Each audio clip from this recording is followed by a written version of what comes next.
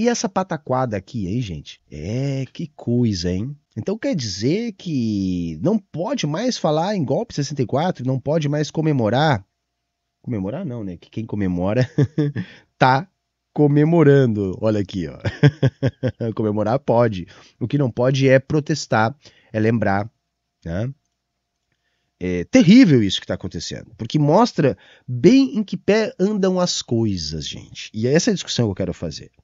Né? O ministro Silvio Almeida acabou ficando numa saia justa aí, né? Depois de já ter organizado um evento e ter que voltar atrás na organização justamente por causa do posicionamento do presidente Lula, que pediu silêncio, né, em relação às manifestações alusivas à ditadura, ao golpe de 64. Tá?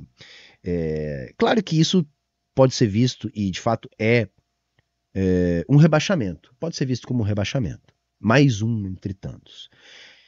Mas eu apostaria, tá? E eu não estou aqui defendendo o governo, porque eu acho que isso é sim um rebaixamento e isso é sim injustificável. Mas eu acho, e aqui é uma opinião, eu estou levantando uma hipótese, que o contexto há em curso, mais uma vez, um processo de aliviar a barra dos militares, isolando algumas figuras que podem dançar, até mesmo podem ser presas. Eu acho que quem vai ser preso vai ser o Bolsonaro. Mas alguns militares também vão ter seus currículos manchados publicamente, vão ser os bodes expiatórios da história toda. Mas o conjunto dos militares, esse deve ser salvo. Esse deve ser salvo. Tá? Então vejam, nessa última semana a gente viu muito falar do Freire Gomes. Freire Gomes era o comandante do Exército na época do Bolsonaro e teria sido ele, segundo o que vem saindo na imprensa, tá, o responsável por evitar o golpe.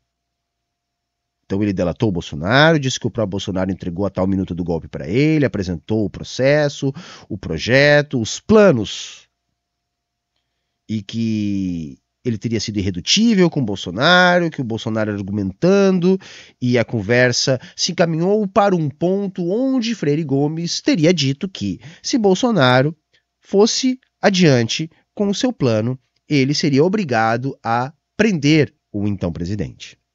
Então vejam que o Freire Gomes agora aparece como o tirabom, o policial legal, né? Policial bonzinho da dupla. O policial mau seria o almirante Garnier lá. Né? Esse seria o principal golpista, já teria colocado as tropas à disposição do Bolsonaro. Ele não é mais o comandante da Marinha, né?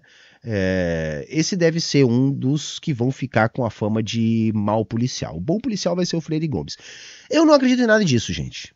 Eu não acredito em nada disso. Se ventilou, isso foi um papo sério dessa intervenção, tinha todo o planejamento, e havia sim entre os militares boa parte daqueles que acreditavam que deveria ter sido levada a cabo a situação. E a minha avaliação é que a situação não foi levada a cabo por medo, por falta de apoio internacional, por medo de não haver apoio internacional, sobretudo dos Estados Unidos. Então, declaração do Mourão à época, declaração de outros militares também, dão a entender isso. Só que agora o que acontece? Tocou-se o barco, se montou mais uma vez um processo de anistia, os militares bancaram o Múcio, o Lula aceitou. Então o acordo pode ser do tipo assim, ok, vamos pacificar a situação com os militares, então não vamos falar abertamente 64, não vamos entrar naquela pauta que tradicionalmente a esquerda entra, porque esse é um assunto delicado para os militares, muitos militares não aceitam, muitos militares têm essa ideia de falar sempre que 64 foi para salvar a democracia. Então vamos deixar os militares mais um pouco intocados, porque agora nós estamos num momento de levantar uma bandeira branca. Essa bandeira branca ela tem uma funcionalidade. A funcionalidade é dar o destino do Bolsonaro.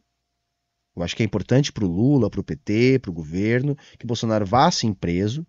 Né? O círculo está se fechando. Parece ser esse o destino do Bolsonaro. Freire Gomes foi uma peça fundamental. Então, ok, se monta um teatro. Se cria ali a figura do policial mau, do policial bom. Então tem o almirante malvado, o comandante bonzinho, Esse comandante bonzinho entrega o bufão, o bobo da corte, agora já descartado, porque perdeu sua funcionalidade, que era levar os militares ao poder sem precisar do jogo sujo do golpe de Estado.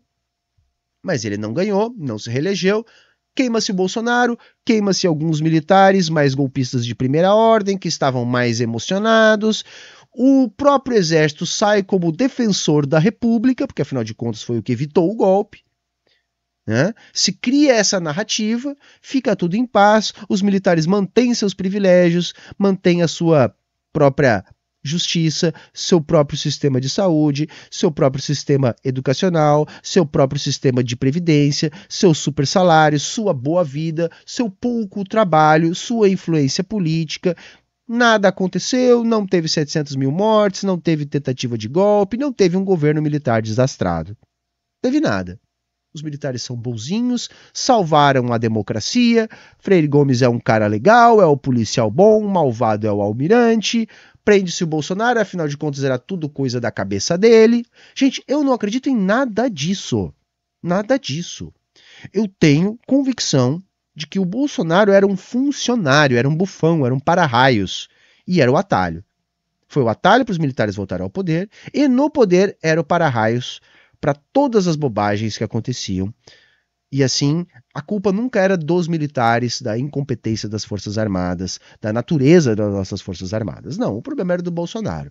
E agora, Bolsonaro não se reelegeu, não houve ambiente internacional para o golpe, e então queima-se Bolsonaro, queima-se alguns militares, salva-se a instituição militar, salva-se a família militar. E aí a gente tem que engolir essas coisas aqui. A gente não pode falar de 64, mas os militares podem. Tudo isso por causa do acordão.